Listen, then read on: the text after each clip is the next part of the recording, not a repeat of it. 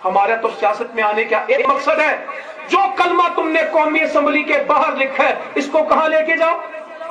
कौमी असम्बली के अंदर इतना सा तकादा तुम करो, हम तुम्हारे साथ हैं।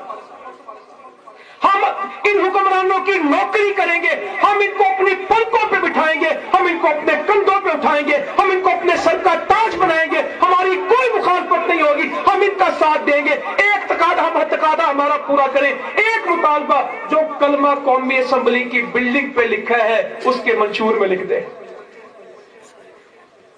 जो कुरान की तस्वीर अदालतों के बाहर है, जिस कुरान की कस्में अदालतों में खाई जाती हैं, उस कुरान से अदालतें फैसले कर दें, इतना ही मुतालबा ना।